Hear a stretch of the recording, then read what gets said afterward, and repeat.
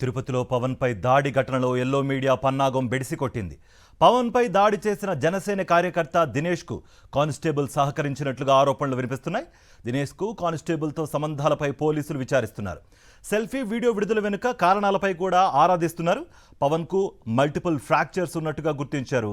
పవన్ కు ప్రత్యేక వార్డులో వైద్యం అందిస్తున్నారు. తిరుపతిలో పవన్ పై దాడి చేసింది భూమన అనుచరులంటూ ఎల్లో మీడియా తప్పుడు ప్రచారం చేసింది. దీనిపై బాధితుడు పవన్ క్లారిటీ కూడా ఇచ్చాడు. తనపై దాడి చేసింది తన సోదరుడు దినేషేనని చెప్పాడు.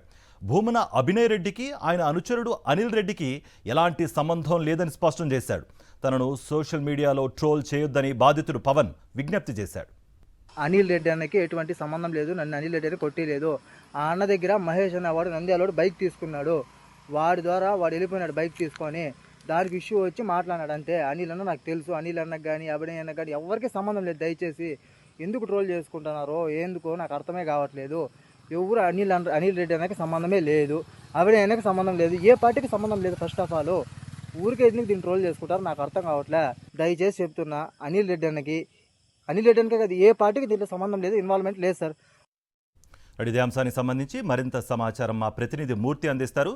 మూర్తి, పవన్ చెప్తోంది ఒకటే, ఏ పార్టీకి సంబంధం లేదు అన్నట్టుగా కూడా పవన్ క్లారిటీ ఇచ్చాడు. అయినా కూడా ఎల్లో మీడియాలో దుష్ప్రచారం జరుగుతోంది. ఇప్పుడు మనం దీనికి సంబంధించి వైఎస్ఆర్సీపీ నేతల నుంచి ఎటువంటి రియాక్షన్స్ వస్తున్నాయి? మీ దగ్గర ఎటువంటి ఇన్పుట్స్ ఉన్నాయి మూర్తి?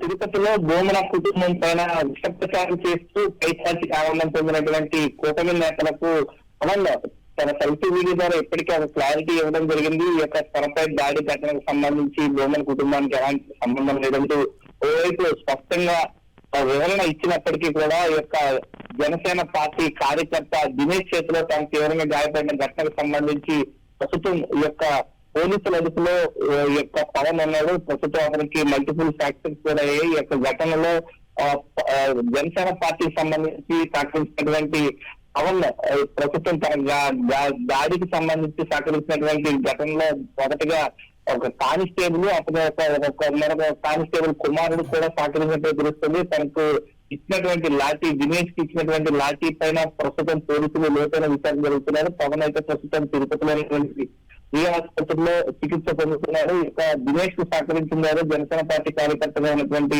దినేష్ కు సహకరించినటువంటి కానిస్టేబుల్ సవరణ కోణంలో పోలీసులు లోతైన విచారణ జరుగుతున్నారు. దీని ద్వారా మరిన్ని వివరాలు వెలుగులోకి వచ్చేటువంటి అవకాశాలు ఉన్నాయి.